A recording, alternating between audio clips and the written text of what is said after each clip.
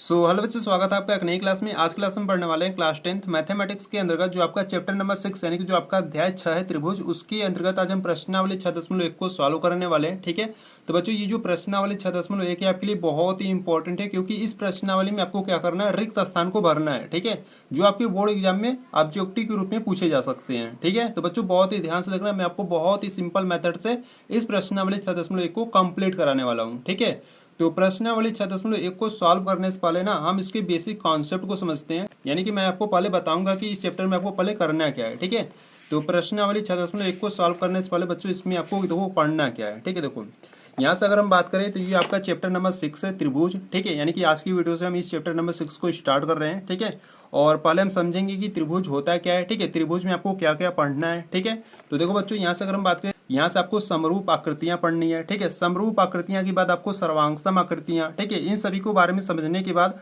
हम प्रश्नावली 6.1 को भी सॉल्व करेंगे। ठीक है, तो चलो पहले समझते हैं कि त्रिभुज होता क्या है। ठीक है, देखो यहाँ से अगर हम बात करें तो यहाँ से आज हम पढ़ने वाले हैं अध्याय 6। ठीक है, तो बच्चों ये जो आपका अध्याय 6 है आपके लिए बहुत ही इंपॉर्टेंट है। ठीक है, अध्याय 6 है आपका त्रिभुज।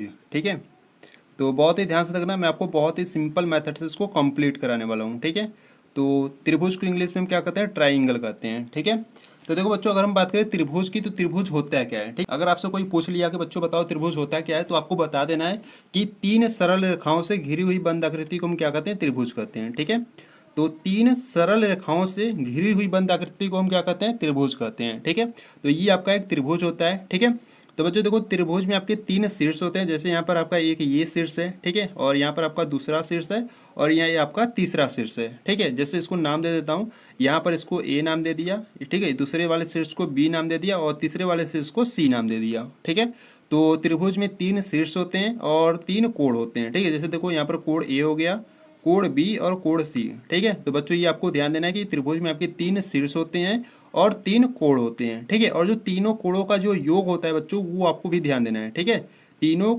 कोणों का जो योग होता है वो कितना होता है, 180 अंश होता है। ठीक है, तो तीनों कोणों का योग कितना होता है, 180 अंश होता है। इसको भी आपको ध्यान देना है। ठीक है, तो यहाँ से अगर हम बात करें त्रिभुज की, तो त्रिभुज आपका क्या होता है, तीन सरल रेखाओं से घिरी हुई बंद आकृति को हम क्या कहते हैं, त्रिभुज कहते हैं। ठीक है, तो बच्चों ये आपको हो गया त्रिभुज।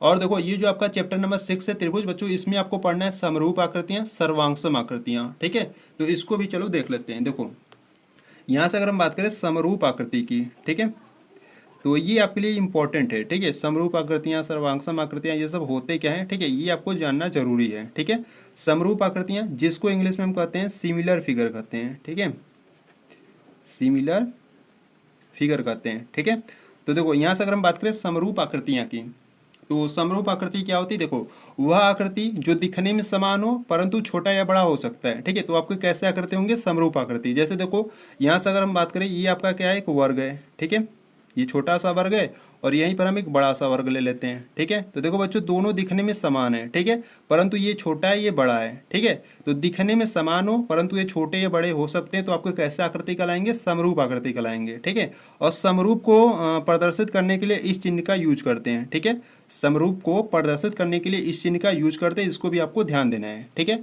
यहीं पर जैसे मान लो एक और उदाहरण ले लेता हूँ। ठीक है, जैसे यहाँ पर एक छोटा सा त्रिभुज ले लिया। ठीक है, और यहाँ से एक मैं बड़ा सा त्रिभुज ले लिया। ठीक है, तो देखो बच्चों दोनों त्रिभुज दिखने में समान है। ठीक है, यानी कि दोनों तो त्रिभुज है पर एक तो छोटा है एक बड़ा है। ठीक है, तो आपके कैसे ये आकृति कहलाएंगी, आपके समरूप आकृति कहलाएंगे। ठीक है, तो समरूप को प्रदर्शित करने के लिए इस चिन्ह का यूज करोगे। ठीक है, जैसे देखो यहाँ से एक वृत्त ले लेता हूँ। ठीक है, यहाँ पर मैं एक छोटा सा वृत्त ले लिया और यहाँ पर मैं एक बड़ा सा वृत्त ले लिया। ठीक है, तो देखो दोनों वृत्त दिखने में समान है परंतु ये छोटा है और ये बड़ा है, तो आपके कैसे आकृति कहलाएंगे, ये समरूप आकृति कहलाएंगे। ठीक है, तो बच्चों ये आपके होते हैं समरूप आकृतियां, इसको आपको ध्यान देना है। ठीक है, अब इसके बाद आपको पढ़ना है सर्वांगसम आकृतियां। ठीक है, देखो यहाँ से अगर हम बात करें सर्वांगसम आकृतियां की, ठीक है,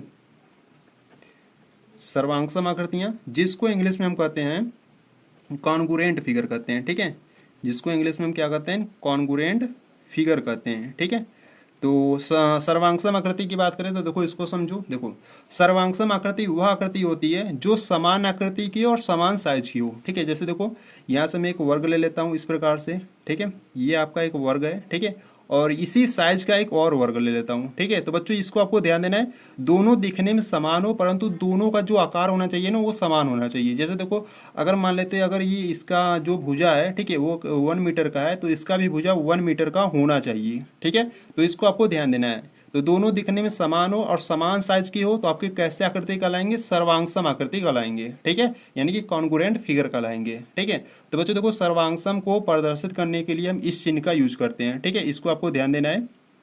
देखो इस प्रकार से डबल लाइनिंग इक्वल का करके और यहाँ पर इसका समरूप वाला। ठीक है, तो इस चिन्ह का यूज करते हैं सर्वांगसम आकृति को प्रदर्शित करने के लिए। ठीक है, जैसे देखो यहाँ पर मैं एक त्रिभुज ले लेता हूँ। ठीक है, यहाँ पर मैंने एक त्रिभुज ले लिया।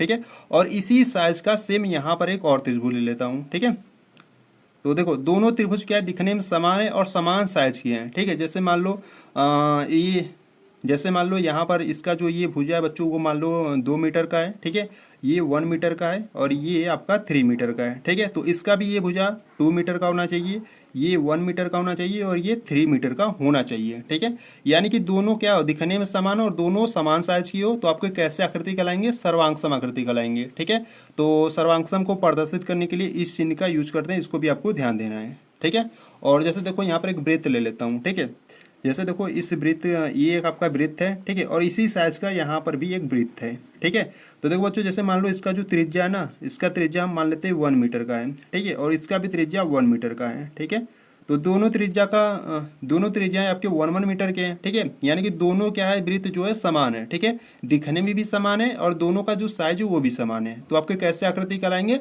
सर्वांगसम आकृति कहलाएंगे। ठीक है, तो बच्चों ये होता है आपका सर्वांगसम आकृति और ये होता है आपका समरूप आकृति। ठीक है, तो समरूप आकृतियां और सर्वांगसम आकृतियां बहुत ही अच्छे तरीके से आपने समझ लिया। ठीक है, अगर आपको कुछ भी डाउट हो रहा है ना तो एक बार वीडियो को बैक कर एक बार फिर से देखो, अच्छे तरीके से आप समझ जाओगे। ठीक है, तो बच्चों ये आपका प्रश्नावली 6.1 का बेसिक कॉन्सेप्ट रहा। ठीक है, अब ये जो आपका प्रश्नावली 6.1 है ना, चलो उसको सॉल्व करते हैं। ठीक है, तो इसका जो बेसिक कॉन्सेप्ट था, ठीक है, जो आपका चैप्टर नंबर 6 है त्रिभुज, इसका जो बेसिक कॉन्सेप्ट था उसको हमने क्लियर कर लिया। ठीक है, अब इसके बाद आपको पढ़ना है। ठीक है, देखो इसके बाद अगर हम बात करें तो अब हम करेंगे प्रश्नावली 6.1 को सॉल्व करेंगे। ठीक है, तो देखो यहाँ से अगर हम बात करें प्रश्नावली 6.1 की, ठीक है, यहाँ से अगर हम बात करें क्वेश्चन नंबर फर्स्ट की, तो देखो क्वेश्चन नंबर फर्स्ट करा है, कोष्टकों में दिए गए शब्दों में से सही शब्दों का प्रयोग करते हुए रिक्त स्थानों को भरिए। ठीक है, यानी कि आपको क्या दिया है यहाँ पर? देखो कोष्टक में 2 ऑप्शन दिए गए हैं। ठीक है, जो ऑप्शन सही होगा इस रिक्त स्थान में आपको भरना है। ठीक है, तो देखो क्वेश्चन नंबर फर्स्ट करा है, सभी वृत्त होते हैं। अब सभी वृत्त कैसे होंगे? देखो एक वृत्त आपका छोटा हो सकता है, एक बड़ा हो सकता है। ठीक है, तो छोटा हो सकता है, बड़ा हो सकता है और दिखने में समान हो तो आपके कैसे आकृति कहलाएंगे? समरूप आकृति, यानी कि यहाँ पर आपका क्या भरा जाएगा? समरूप भरा जाएगा। ठीक है, तो सभी वृत्त कैसे होते हैं? सभी वृत्त समरूप होते हैं। ठीक है, तो यहाँ पर आपको भर देना है समरूप। ठीक है, और चलो इसके क्वेश्चन नंबर सेकंड को देखते हैं। देखो यहाँ से अगर हम बात करें क्वेश्चन नंबर सेकंड की, ठीक है, तो देखो बच्चों यहाँ पर क्वेश्चन नंबर सेकंड करा है, सभी वर्ग होते हैं। अब सभी वर्ग, देखो वर्ग आपके छोटे भी हो सकते हैं, बड़े भी हो सकते हैं। ठीक है, तो आपके सभी वर्ग कैसे होंगे? समरूप होंगे। ठीक है, तो इसको भी आपको ध्यान देना है। ठीक है, तो यहाँ पर आप क्या भरोगे? समरूप भरोगे। ठीक है, देखो क्वेश्चन नंबर थर्ड करा है, सभी त्रिभुज समरूप होते हैं। ठीक है, तो सभी त्रिभुज यानी कि वो कौन सा त्रिभुज है कि समरूप होते हैं? तो यहाँ पर जो आपका समबाहु त्रिभुज होता है ना वो समरूप होता है। ठीक है, तो यहाँ पर आप क्या भरोगे? समबाहु त्रिभुज भरोगे। ठीक है, देखो क्वेश्चन नंबर 4 की बात करें तो देखो क्वेश्चन नंबर 4 यहाँ से करा है, भुजाओं की समान संख्या वाले 2 बहुभुज समरूप होते हैं यदि उनके संगत कोण, देखो बच्चों ये आपको ध्यान देना है, जो कोण होते हैं ना वो बराबर में होते हैं और जो भुजाएं होती है वो समानुपाती में होती है। ठीक है, तो इसलिए उनके संगत कोण बराबर होंगे और उनकी संगत भुजाएं समानुपाती में होंगे। यानी कि आपको फर्स्ट वाले में क्या भरना है? फर्स्ट वाले में आपको बराबर भरना है और सेकेंड वाले में आपको समानुपाती भरना है। ठीक है, तो इसको आपको ध्यान देना है। ठीक है, तो यहाँ पर आपका क्वेश्चन नंबर फर्स्ट कंप्लीट हुआ। ठीक है, तो चलो क्वेश्चन नंबर सेकंड को देखते हैं। देखो क्वेश्चन नंबर सेकंड में कह रहा है कि निम्नलिखित युग्मों में 2 भिन्न भिन्न उदाहरण दीजिए। ठीक है, यानी कि आपको 2 इस प्रकार से ऑप्शन दिए गए हैं, दोनों में आपको क्या करना है? 2 उदाहरण देना है। ठीक है, यहाँ पर फर्स्ट वाला दिया है समरूप आकृतियां, यानी कि आपको समरूप आकृति के 2 उदाहरण देना है। ठीक है, तो क्वेश्चन नंबर फर्स्ट है समरूप आकृतियां। ठीक है, यानी कि आपको बच्चों क्या करना है? 2 उदाहरण देना है समरूप आकृतियां की। ठीक है, तो देखो यहाँ से अगर हम बात करें, ठीक है, तो समरूप आकृतियां का 2 उदाहरण दे दो। ठीक है, तो यहाँ से अगर हम बात करें समरूप आकृतियां की, ठीक है, ठीक है, तो समरूप आकृतियां ये आपका फर्स्ट वाला है। ठीक है, आपको 2 उदाहरण देना है। ठीक है, तो यहाँ से क्या करो, एक इस प्रकार से वो वर्ग ले लो। ठीक है, छोटा सा वर्ग ले लो और यहाँ से एक बड़ा सा वर्ग ले लो। ठीक है, तो देखो दिखने में दोनों क्या है, समान है, परंतु ये छोटा है एक बड़ा है, तो ये आपके कैसे आकृति होंगे, समरूप आकृति होंगे। ठीक है, तो ये आपका फर्स्ट उदाहरण हो गया। और इसी प्रकार से सेकेंड उदाहरण देखो, इस प्रकार से एक वृत्त ले लो। ठीक है, एक छोटा सा वृत्त ले लो, एक बड़ा सा वृत्त ले लो। ठीक है, तो ये भी आपके कैसे होंगे, समरूप आकृतियां होंगी, क्योंकि यहाँ पर एक देखो एक छोटा एक बड़ा है, परंतु ये दिखने में समान है। ठीक है, तो ये आपके समरूप आकृतियां होंगे। ठीक है, तो बच्चों इस प्रकार से आपको 2 उदाहरण दे देना था। ठीक है, और यहाँ से क्वेश्चन नंबर सेकंड की बात करें, देखो क्वेश्चन नंबर सेकंड में करा है ऐसा आकृति जो समरूप नहीं है। ठीक है, यानी कि आपको ऐसा आकृति बना देना है जो समरूप नहीं है। ठीक है, तो देखो सेकंड वाले की बात करें तो आपको समरूप नहीं है ऐसा आपको आकृति बनाना है। ठीक है, समरूप ना हो। ठीक है, इसको आपको ध्यान देना है। तो देखो यहाँ से अगर हम बात करें देखो उदाहरण नंबर फर्स्ट की, तो आपको क्या करना है, इस प्रकार से आपको एक वृत्त बना देना है। ठीक है, और यहाँ से आपको एक इस प्रकार से आपको एक वर्ग बना देना है, और इस प्रकार से आपको एक वृत्त बना देना है। ठीक है, तो देखो बच्चों यहाँ पर दोनों दिखने में समान नहीं है। ठीक है, तो आपके वो समरूप नहीं होंगे। ठीक है, तो ये आपका फर्स्ट एग्जाम्पल हो गया। और यहाँ से सेकेंड एग्जाम्पल की बात करें तो यहाँ पर आपको क्या करना है, देखो इस प्रकार से एक त्रिभुज बना दो और इस प्रकार से एक वर्ग बना दो। ठीक है, यहाँ पर दोनों दिखने में समान नहीं है। ठीक है, तो इसलिए क्या होंगे, आपके समरूप नहीं होंगे। ठीक है, तो इस प्रकार से सेकंड वाला जो आपका समरूप ना हो, ठीक है, वो आपको बनाना था इस प्रकार से, यानी कि एग्जाम्पल देना था। तो इस प्रकार से आप एग्जाम्पल दे सकते हो। ठीक है, तो ये आपका क्वेश्चन नंबर सेकेंड भी कंप्लीट हुआ। ठीक है, तो देखो क्वेश्चन नंबर थर्ड की बात करें। ठीक है, देखो यहाँ से अगर हम बात करें क्वेश्चन नंबर थर्ड की, देखो क्वेश्चन नंबर थर्ड में करा है, बताइए कि निम्नलिखित चतुर्भुज समरूप है या नहीं। ठीक है, यानी कि ये आपको 2 चतुर्भुज दिया गया है। ठीक है, आपको बताना है बच्चों कि ये समरूप है कि नहीं। ठीक है, तो देखो यहाँ से अगर हम बात करें तो यहाँ पे देखो जो फर्स्ट वाला चतुर्भुज दिया गया है उसका जो भुजा है बच्चों 1.5 सेमी का है। ठीक है, यानी कि सभी भुजाएं कितने हैं, 1.5 सेमी का है।